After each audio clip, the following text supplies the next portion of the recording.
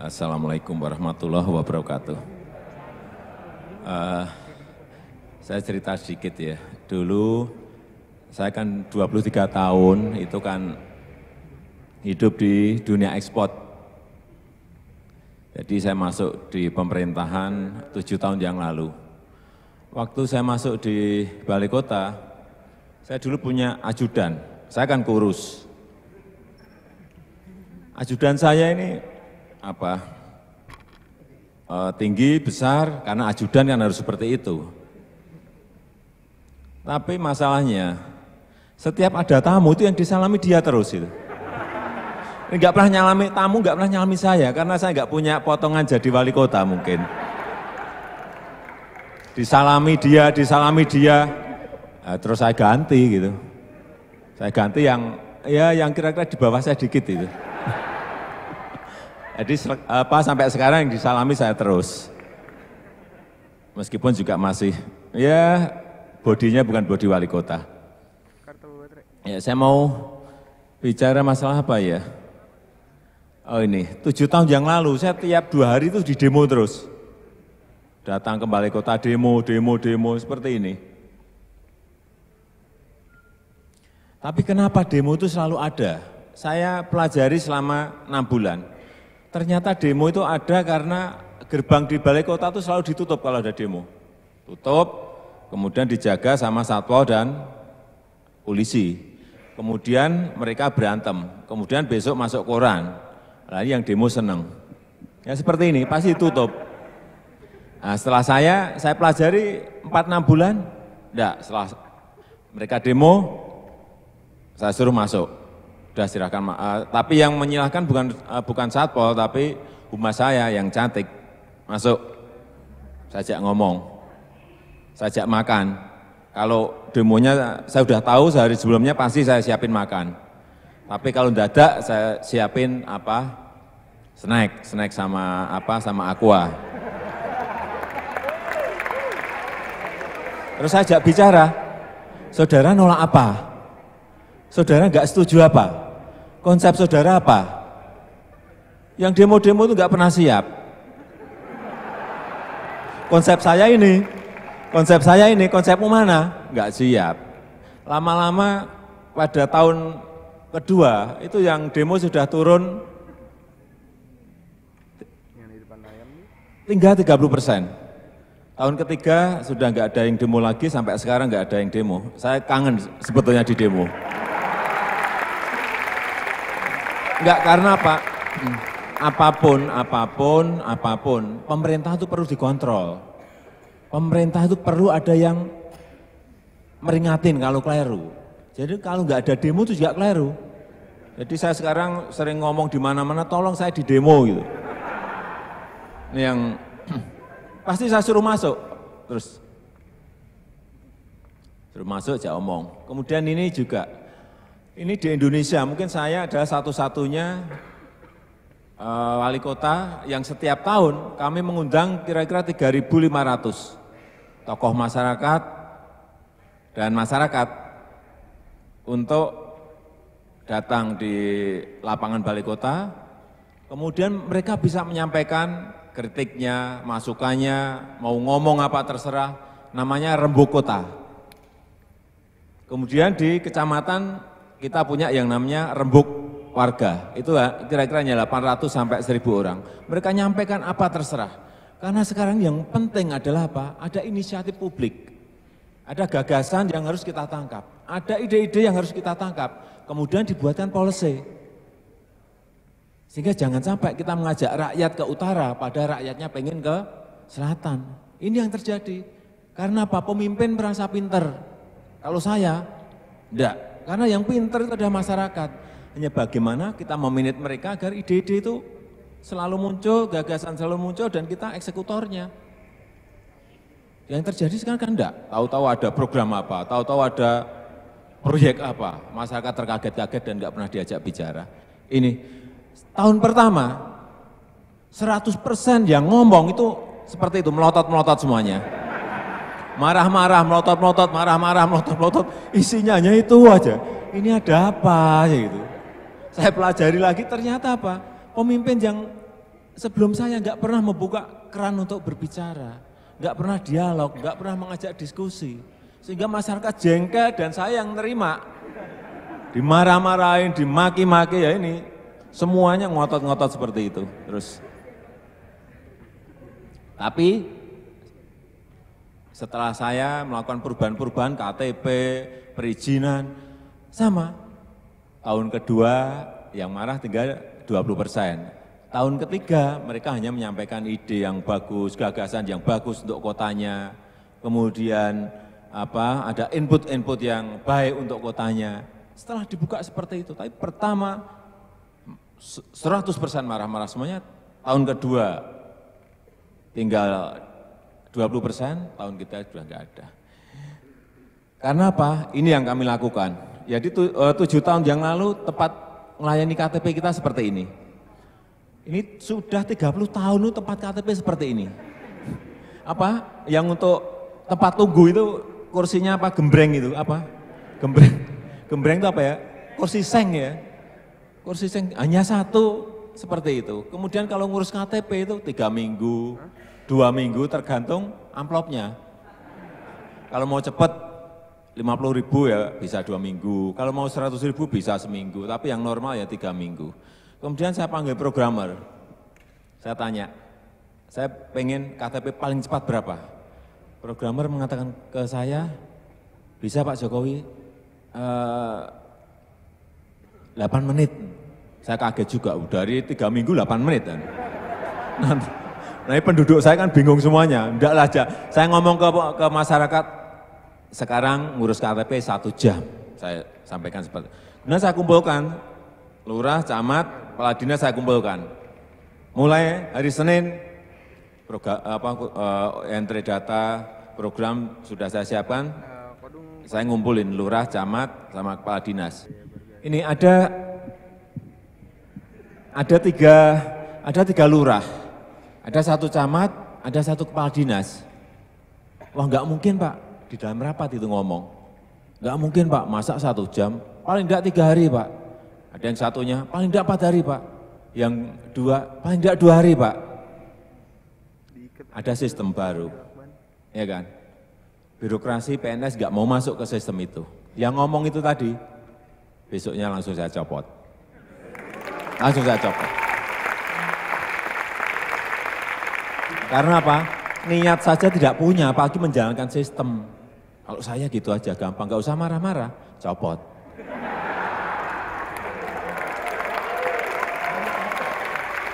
Nah ini, dari tempat yang tadi sebelumnya, yang ini setelahnya. Kayak bank, tempat pelayanan KTP kayak bank, terbuka, transparan, bayarnya sesuai dengan perda 5.000 dan 1 jam jadi.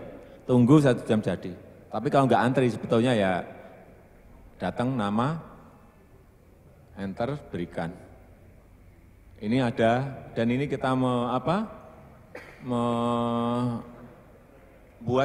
menyiapkan juga untuk mesin antrian. Jadi tidak dorong-dorongan di depan loket itu. Jadi pakai antri kemudian baru dipanggil terus. Ini yang perizinan juga sama. SIUP, TDP, IMB semuanya ada 21 perizinan. Yang dulu kantornya kayak gini. Investasi mana yang mau masuk? Investor mana yang mau masuk kalau kantornya aja kayak gitu? Tempat ruang tunggu kayak gitu. Dan jadinya kalau minta izin, misalnya saudara datang, ini 7 tahun yang lalu, minta izin itu. Saya alami dulu, 23 tahun yang lalu. Minta izin, jadinya 8 bulan, 6 bulan, 4 bulan, enggak jelas itu. Saya panggil programmer lagi, berapa bisa? Paling cepat, Pak, 1 hari sampai 6 hari. SIUP TDP bisa paling cepat 1 hari, IMB yang paling lama 6 hari. Oke, saya kumpulkan lagi dinas-dinas. Ada 2 lagi ya, wah Pak, sulit ini. Nah, besok copot lagi. Dari yang seperti ini, kemudian seperti ini. Jadi kayak bank yang layani pakai jas dan jasi, bisa ngomong good morning, good afternoon, bisa ngucapin selamat pagi, selamat siang. Yang paling penting tidak pakai seragam PNS yang hijau-hijau itu. Ini pakai jas jasi, kelihatan profesional tapi mereka PNS. Dan yang saya pakai ada yang muda-muda, setahun 2 tahun baru jadi PNS. Karena apa? Saya harus mencuci otak agar bisa melayani, agar bisa ngucapin selamat pagi, selamat siang, dan yang paling penting adalah melayani masyarakat dengan cepat, sehari sampai 6 hari. Ada touchscreen-nya seperti ini, syaratnya jelas, uang yang harus bayar juga jelas, di situ ada semuanya. Kemudian selesai berapa hari juga jelas, ini transparansi. Saya kira zamannya seperti ini enggak musim lah ya. Izin masih ditulis pakai tangan. 6 bulan, 8 bulan sudah lupakan seperti itu. Terus. Kemudian saya juga niru kartu kredit. Dulu waktu saya 7 tahun yang lalu waktu jadi wali kota, itu setiap pagi itu ada 30 sampai 40 warga yang datang di depan kantor itu. Ada anaknya sakit, nggak bisa masuk rumah sakit. Ada bapaknya yang sudah sakit di rumah sakit, nggak bisa bawa pulang, nggak bisa bayar. Ada ibunya sakit, nggak bisa bawa rumah. Banyak sekali, hampir setiap hari 30-40 warga yang datang. Karena mereka betul-betul nggak mempunyai kemampuan. Saya sedih dan itu harus kita selesaikan dengan dengan kasus per kasus. Tapi menurut saya itu bisa terselesaikan kalau ada sistem.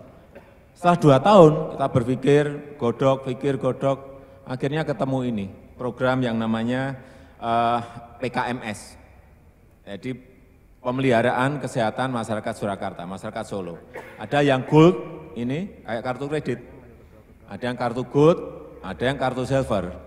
Kalau kartu kredit yang gold kan yang kaya. Kalau yang ini yang gold yang paling miskin. Jadi sekarang di Solo ini sudah 76% dari penduduk yang sudah pegang ini, silver dan gold. Kalau yang gold ini sampai yang namanya cuci darah, kemoterapi kanker itu dilayani. Jadi yang dilayani apa, yang tidak dilayani apa itu ada di sini. Ini sistem. Kemudian untuk manajemen controllingnya di sini ada by name, by address, ada foto semuanya. Tidak menganggarkan saja. Dulu anggaran untuk kesehatan hanya 1,4, sekarang 19 miliar yang harus saya siapin untuk ini. Dan nyatanya APBD kita juga mampu, nggak ditambah-tambahin juga dari pemerintah pusat. Mampu. Hasilnya apa? 2 tahun setelah saya jadi wali kota, nggak ada lagi yang nunggu saya di depan kantor. Artinya sistem ini sudah berjalan dengan baik, tapi nunggu 2 tahun saya menemukan sistem ini. Sekolah juga sama, kami punya yang namanya BPMKS, kartunya seperti ini selalu saya kantongi di mana-mana kalau berbicara. Tapi ada platinumnya, ada platinum, ada gold, ada silver. Kalau yang platinum ini juga paling miskin. Ini anak-anaknya kita beri seragam gratis, sepatu gratis, buku gratis, kemudian apa lagi? Seragam, buku, sepatu, apa lagi ya? Tas, ya, dan untuk biaya sekolah tentu saja. Dan di belakangnya ada yang diberi apa. Dan yang gold ini untuk biaya-biaya, yang silver juga sama. Ini sistem lagi. Dan setelah itu juga sama, kalau pas akhir tahun nggak ada yang ke saya lagi untuk minta, nggak bisa ngambil rapot, nggak bisa ngambil ijazah, karena sudah ada ini. Memang ini belum 100% selesai, ini masih kira-kira ada yang SMA, SMK itu ada 50% yang belum bisa tercover oleh ini karena dulu anggarannya hanya 3,4, sekarang saya harus nyiapin 23 miliar, padahal anggaran totalnya yang dibutuhkan adalah 33 miliar, tapi tahun depan insya Allah sudah saya rampungkan semuanya bisa dapat kartu ini. Terus, ini juga saya paling sedih tiap hari kalau nonton TV isinya apa? Penggusuran PKL dengan cara-cara seperti ini. Ingat ya, di Undang-Undang Dasar 45 kita, jelas bahwa pemerintah negara itu melindungi rakyatnya. Di situ jelas sekali tercantum. Tapi yang terjadi pemerintah malah seperti ini. Nah, kekeliruan. Satpol dibentuk malah mukuli rakyat seperti ini. Keliru ini. Sudah melanggar undang-undang kalau saya. Keliru. Dan ini sekarang kejadian di mana-mana. Saya hanya ingin memberikan inspirasi bahwa yang kita lakukan seperti ini keliru.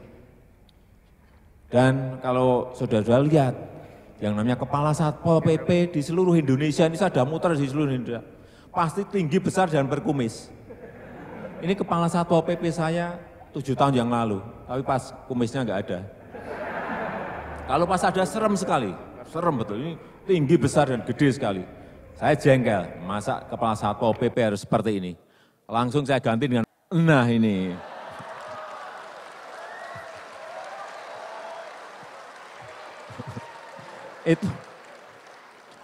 Itu yang di tengah itu Kepala Satpolnya yang di tengah itu.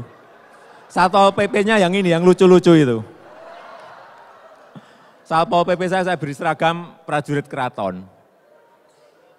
Tapi apa, sebetulnya ada Satpol PP saya juga bingung, Pak lah nanti kalau ke PKL, ke masyarakat kalau gebuk-gebukan kita kalah dong. Saya ngomong ada ilmu yang namanya intervensi sosial. Bagaimana pendekatan kelompok, bagaimana pendekatan personal, itu ada ilmunya. Jadi jangan yang tadi, yang Kepala Satpol PP saya yang pertama tadi, saya copot gara-gara apa? Minta pentungan 600, minta tameng 600. Saya baru jadi wali kota baru aja, dia sudah minta, Pak kami minta dianggarkan untuk beli pentungan 600, beli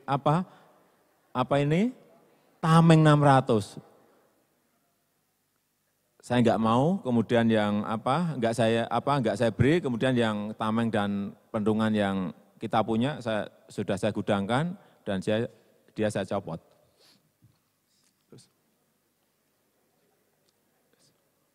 Nah ini yang cara-cara penanganan yang keliru tadi. Ini salah satu contoh saja yang namanya Banjarsari. Kalau orang Solo ada yang pernah ke Solo, ini namanya senternya kota ada PKL sebanyak 989 orang di sini. Dan sudah menduduki ini kira-kira 20-25 tahun. Tempatnya jadi kumuh seperti ini, padahal ini adalah dulu ruang terbuka hijau kota. Jalan yang lebar semuanya dipakai oleh PKL, sudah 5 periode wali kota nggak bisa mindahin. Karena apa? Kalau mau dipindahin mereka ngancamnya bakar balai kota. Balai kota Solo sudah dibakar 3 kali. Dan saya nggak mau yang keempat kali. Nah ini kalau dilihat dari belakang. Jadi mereka menduduki ruang terbuka hijau 989 PKL, ngotorin kota, dipindah nggak bisa. 6,5 tahun yang lalu. Ketuanya saya undang makan siang. Ini ketua, karena di situ ada 11 paguyuban, saya undang 11 tapi yang datang 40. Enggak. Saya undang makan siang, tapi ada yang dampingi dari advokasi. Mereka tahu ini wali kota baru pasti mau mindahin kita. Mereka bawa advokasi, bawa LSM yang enggak apa-apa. Saya undang makan siang, setelah makan saya suruh pulang. Lupa, enggak ada diskusi Pak, enggak. Saya yang undang makan siang gitu. Saya suruh pulang. Kemudian 3 hari berikut saya undang makan malam lagi. Enggak ngomong lagi juga. Lupa masa enggak ada ngomong enggak? Enggak. Saya yang undang saudara-saudara makan malam. Saya undang lagi, ini sudah yang ke-30-an, 35 ini, sudah saya perbanyak lagi, ketua sekretaris paguyuban saya undang. Sampai yang terakhir ini, yang ke-54, ini saya undang semuanya. Kemudian saya ngomong, Bapak Ibu, saudara-saudara sekalian, akan saya pindahkan dari tempat yang lama ke tempat yang baru namanya Semanggi. Mereka diam semuanya. Artinya setuju ya? Iya Pak.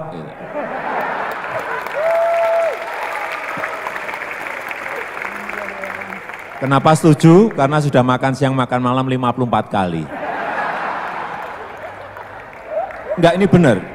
Tapi dari pertemuan pertama sampai yang ke-54 itu, saya jadi tahu betul mereka sebetulnya pengen apa, mereka butuh apa, mereka khawatir apa, itu bisa saya jawab semuanya.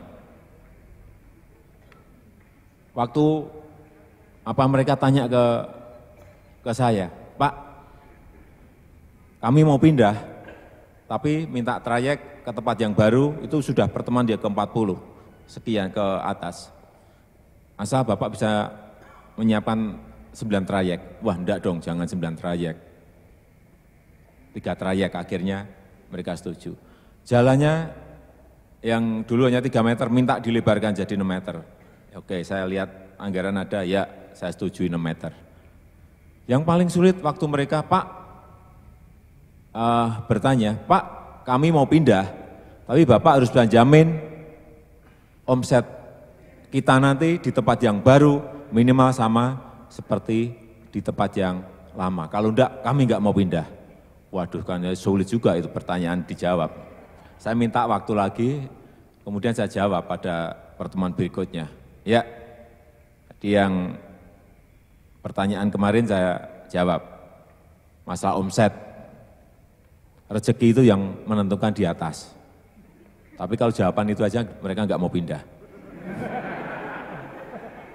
Nanti setelah sudah pindah, akan saya iklankan di TV 4 bulan, TV lokal. Akan saya pasang baliho spanduk di seluruh kota 4 bulan. Akan saya iklankan di koran lokal selama 4 bulan. Mereka mikir, mereka kan bisnis, PKL itu kan bisnismen. Mereka mikir, masuk akal. Wah, ini wali kota yang baru ini agak pinter itu.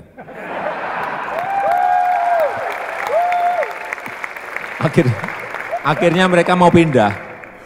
Saya siapin 45 truk, mereka bongkarin sendiri, naikkan truk sendiri, pindah ke tempat yang baru. Ini pindahnya.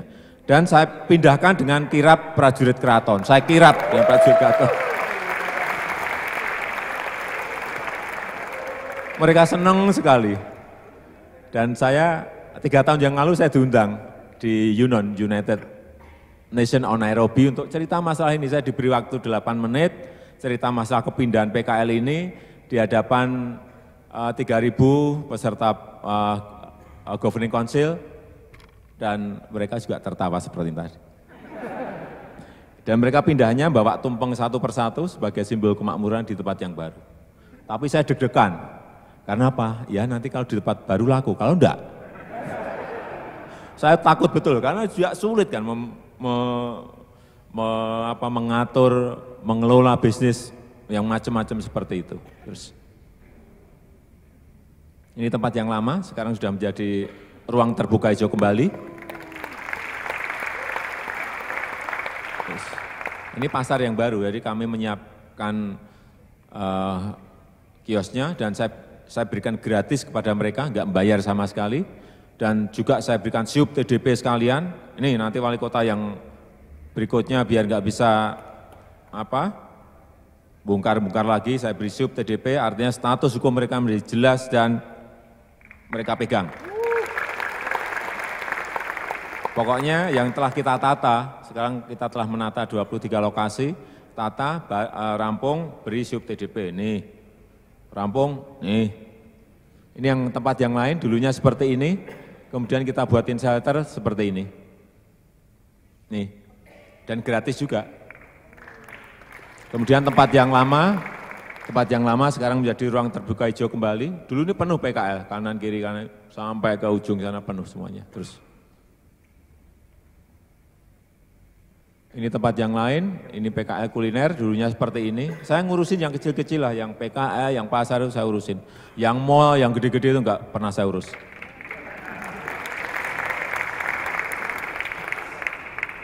Nah, ini yang dulu seperti tadi, sekarang menjadi seperti ini.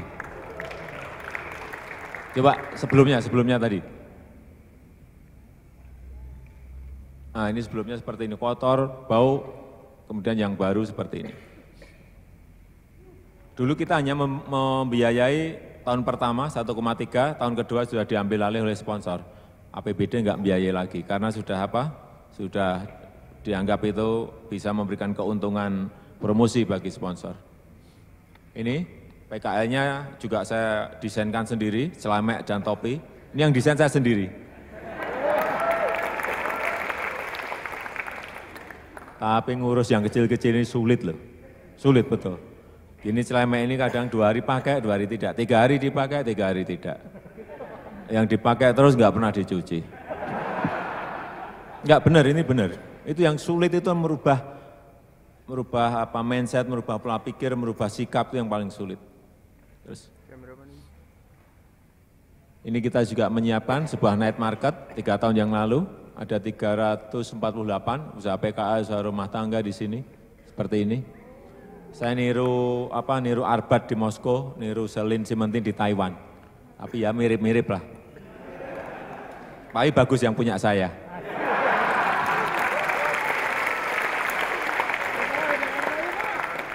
Nah ini pasar tradisional. Selalu di semua kota itu saya heran. Teman-teman saya, wali kota, bupati heran. Kalau ada mall baru kok bangga. Ada hipermarket baru bangga. Ada Giant, ada selalu bangga. Kalau saya kok enggak ya? Itu bukan budaya kita. Di Solo itu 30 tahun, tidak ada satu pasar pun, pasar tradisional yang dibangun, enggak pernah. Saya 6 tahun ini telah membangun 17 pasar. Runtuhkan, bangun semuanya, dan yang beda dengan kota yang lain, kita berikan gratis pada pedagang, enggak bayar. Ini yang beda. Terus, ya, pasar kalau kotor, becek seperti ini siapa yang mau datang? Yang dulunya seperti ini, kotor, bau, becek, kemudian kita bangun menjadi seperti ini. Yang penting gratis untuk pedagang, yang paling penting gratis. Bangunnya mudah, tapi yang memberikan gratis yang sulit. Terus, ini yang dulu seperti ini, kemudian yang baru seperti ini.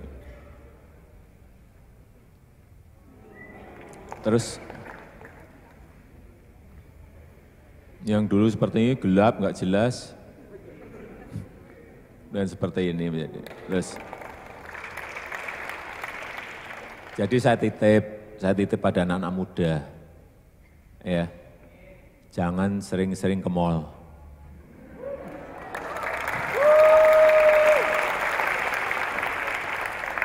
Jangan beli segala sesuatu barang di hipermarket. Saya ngomongnya pelan-pelan biar nggak kedengaran. Ya, kalau mau ke mall silahkan, tapi lihat-lihat saja, window shopping saja. Belinya di pasar. Tuh.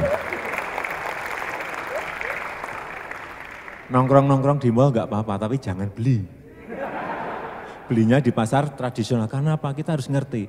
Pasar tradisional itu adalah tempatnya produk-produk petani itu dijual. Tempatnya produk-produk nelayan, ikan dan itu dijual. Tempatnya pengrajin-pengrajin kecil, pengrajin tempe tahu itu dijual.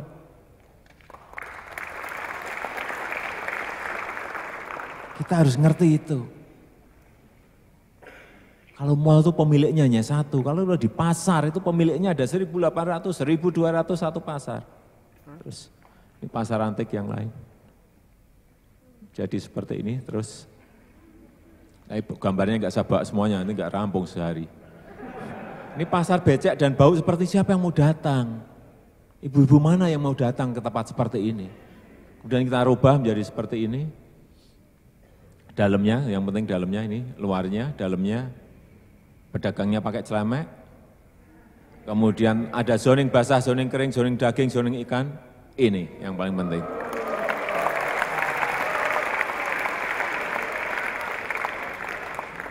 Kalau ini ibu-ibu nggak mau datang, awas. Karena apa? Barangnya itu lebih murah di pasar, karena nggak kebebanan apa AC, nggak beban listrik, nggak beban pajak. Bisa kompetisi tapi diurus, pemerintah harus ngurus yang seperti ini. Ini yang kita lupakan 30 tahun. Nggak pernah diurus pasar tradisional. Terus di Solo selama saya 6 tahun ini menjabat, ada 15 mall yang mengajukan izin. Saya hanya berizin 1. Ada 8 hipermarket yang minta izin untuk masuk, saya berizin hanya 1. Ada 180 minimarket minta izin, yang saya beri izin hanya 12. Biar kapok.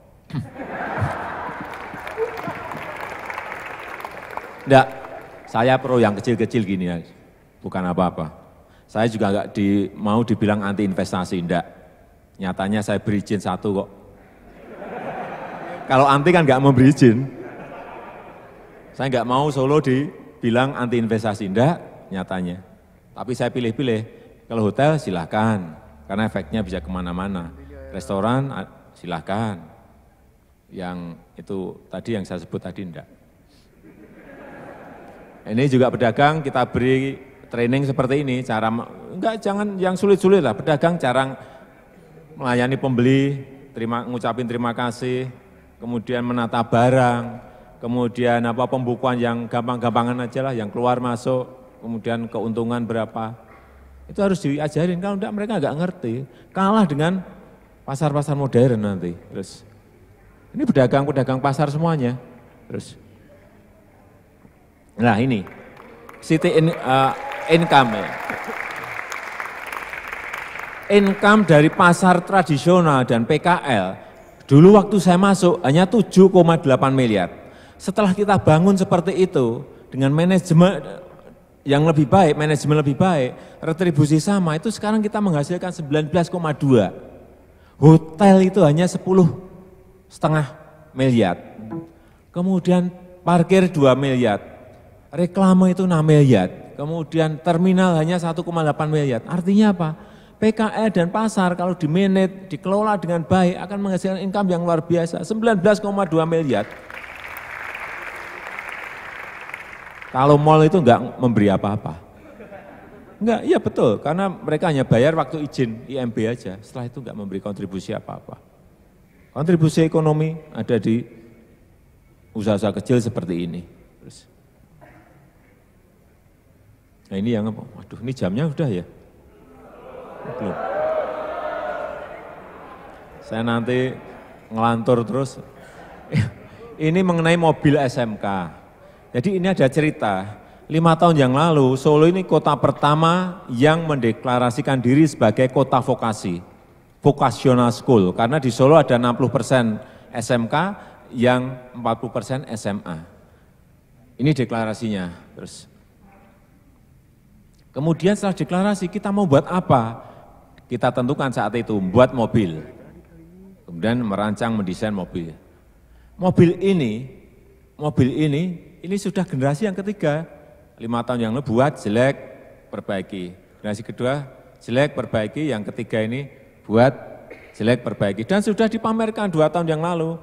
Di Surabaya pernah, di Surabaya sekali, di Jakarta 3 kali, di Bandung juga pernah sekali, di Solo nggak tahu berapa puluh kali kita pamerkan. Tapi nggak ada yang lirik, nggak ada yang lihat, nggak ada yang memberikan perhatian.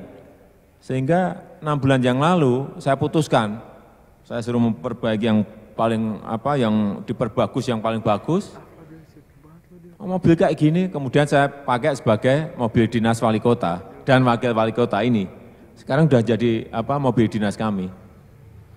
Ini kalau dibandingkan dengan mobil-mobil impor, harganya hanya 95 juta. Sejenis ini itu harganya 320 juta. Artinya apa? Artinya apa? Kita memberi keuntungan yang luar biasa kepada mereka. Dan yang paling penting ini adalah produk anak-anak SMK yang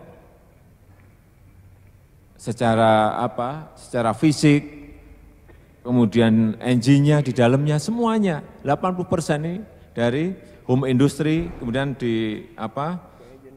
dikumpulin, dirakit, kemudian jadinya seperti ini.